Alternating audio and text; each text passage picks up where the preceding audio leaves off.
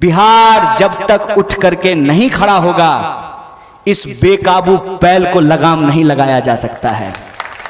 इस बेकाबू बैल को लगाम लगाने के लिए बिहार के लोगों को यह स्मरण करने की जरूरत है कि हमारी गौरवशाली परंपरा क्या है। घमंड हो गया था नंद वंश के राजाओं को, एक चरवाहे को चाणक्य ने सबसे बड़ा सम्राट बना दिया था। हम उस भूमि से आते हैं कि 1942 के भारत छोड़ो आंदोलन में जब महात्मा गांधी ने कहा करो या मरो, गांव गांव गलियों गलियों में आंदोलन हुआ।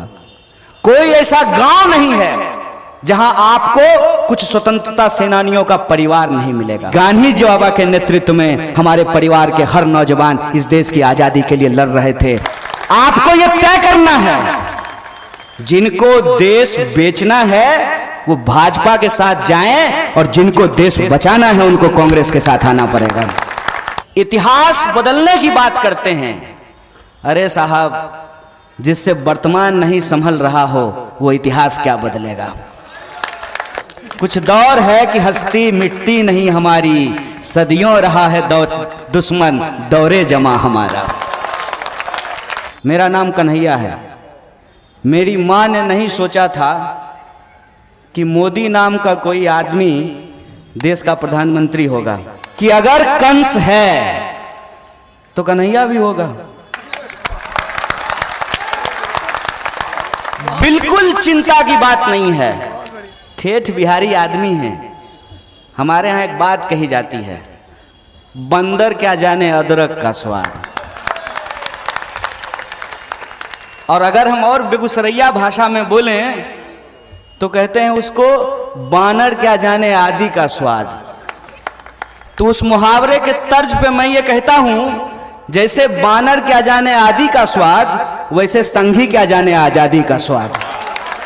अगर देश को कोई बेचने पे उतारू है तो हम बचाने वालों की हुजूम भी तैयार करेंगे। खुले मन से मैं आप तमाम लोगों को कहने के लिए आया हूं, छोटा बड़ा नुक्कड़ चौक चौराहा बड़ी रैलियां, हर आंदोलन और हर संघर्ष से हमने ये संकल्प लिया है कि अगर देश को बचाने के लिए, मुल्क को बचाने के लिए, इस देश की संविधान और उस आजादी की विरासत को बचाने के लिए संघर्ष करना पड़ेगा, मुस्कुराते हुए हंसते हुए संघर्ष को स्वीकार करेंगे, इस लड़ाई को लड़ेंगे। ये हमारा संकल्प है।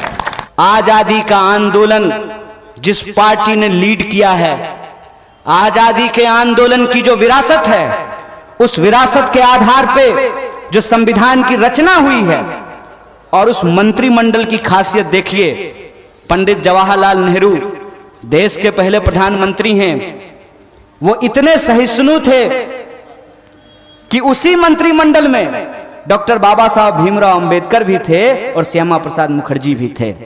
आपको शुक्रगुजार होना चाहिए इस देश के आजादी के आंदोलन का, आपको शुक्रगुजार होना चाहिए इस देश के संविधान का कि आप कहते हैं, चलिए हम मान लेते हैं, आप कहते हैं कि हमने चाय बेची, हालांकि हम आपको रेलवे बेचते हुए देख रहे हैं।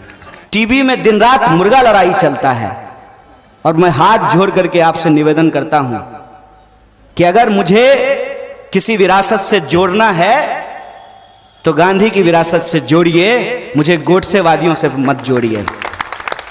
मैं अपना नाम किसी भी ऐसे व्यक्ति के साथ लेना पसंद नहीं करूंगा जिसका काम है दिन रात नफरत फैलाना।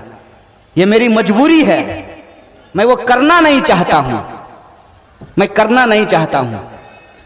मैं नहीं चाहता हूं कि कीचड़ में उतर करके कीचड़ से कीचड़ को साफ करने की कोशिश की जाए। कीचड़ से कीचड़ साफ नहीं हो सकता है, यह इंसानियत नहीं है। आपको कुत्ता काट लेता है तो आप पलट के कुत्ता थोड़ी काट लेते हैं। यह मजबूरी है।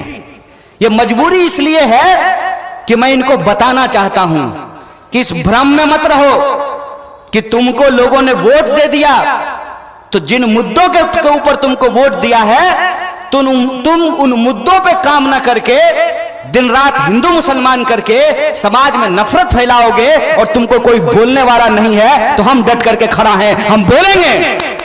साहब, क्या कमाल की धरती है ये। सिद्धार्थ चल करके आए यहां, इस धरती ने उनको महात्मा बुद्ध बना दिया। क्या धरती है। मोहनदास करमचंद आए थे, चंपारण की धरती ने उनको गांधी बना दिया। ये बिहार के लोग हैं। बिहार जब तक उठ करके नहीं खड़ा होगा, इस बेकाबू बैल को लगाम नहीं लगाया जा सकता है। इस बेकाबू बैल को लगाम लगाने के लिए बिहार के लोगों को यह स्मरण करने की जरूरत है कि हमारी गौरवशाली परंपरा क्या है। हमारी गौरवशाली परंपरा यह है कि घमंड हो गया था नंद वंश के राजाओं को, जनता के ऊपर जुल्म कर रहे थे। एक चरवाहे को चाणक्य ने सबसे बड़ा सम्राट बना दिया था। हम उस धरती से आते हैं जो अशोक की राजधानी है। हम उस भूमि से आते हैं जो ज्ञान की भूमि है, जहां नालंदा विश्वविद्यालय का निर्माण हुआ था। हम उस तप की भूमि से आते हैं जहां एक से एक सन्यासी पैदा हुए, जहां महावीर हुए। हम उस भूमि से आते हैं कि इस देश को जब भी जरूरत हुई है, सन 57 की उस लड़ाई में वीर कुंवर सिंह ने अपना हाथ काट करके नदी में प्रवाहित कर दिया था। हम उस भूमि से आते हैं कि जब सिस्टम नकारा हो जाए तो दशरथ मांझी छेनी और हथौड़ी लेकर के पहाड़ काट करके रास्ता बना दिया था। हम उस भूमि से आते हैं कि 1942 के भारत छोड़ो आंदोलन में जब महात्मा गांधी ने कहा करो या मरो, गांव गांव गलियों गलियों में आंदोलन हुआ। कोई ऐसा गांव नहीं है जहां आपको कुछ स्वतंत्रता सेनानियों का परिवार नहीं मिलेगा। और मुझे गर्व है कि मैं स्वतंत्रता सेनानी के परिवार से आता हूं। बचपन का वो सवाल जब मैंने अपनी दादी को पूछा था तो मेरी दादी ने कहा था कि गांधी जी बाबा के नेतृत्व में हमारे परिवार के हर नौजवान इस देश की आजादी के लिए लड़ रहे थे, तो हमारी पुरखों ने जो आजादी हमको दिलाई है उस आजादी की रक्षा करेंगे। जो संविधान हम तमाम इंसान को बराबर करता है उस विरासत को हम बचाएंगे। ये लड़ाई मुझे इन्हें या उनको मुख्यमंत्री बनाने की लड़ाई नहीं है। ये लड़ाई किसी पार्टी को दोबारा सत्ता में लाने की लड़ाई नहीं है। मैं ये बात नहीं कह रहा हूं। मैं आपको ये नहीं कह रहा हूं कि आइए और आप कांग्रेस की सदस्यता ले लीजिए। मैं सिर्फ आपको ये कह रहा हूं कि जाके पैर न फटे बिवाई, वो का जाने पीड़ पड़ाई। जो पार्टी आज आजादी दिलाई है वही पार्टी आजादी बचा सकती है। जिस पार्टी के नेताओं ने हंसते हंसते फांसी के फंदे को चूमा है उसकी विरासत को आज हमको बचाने की जरूरत इसलिए है कि हमारे आने वाली पीढ़ी का सवाल यह नहीं है कि हमारी इबादत का तरीका क्या होगा। हमारे आने वाली पीढ़ी का सवाल यह नहीं है कि हमारी पूजा पद्धति क्या होगी। हमारे आने वाली पीढ़ी का सवाल यह है, ना रहेगा बांस, ना बजेगी बांसुरी, ना रहेगा सरकारी संस्थान, ना मिलेगी सरकारी नौकरी।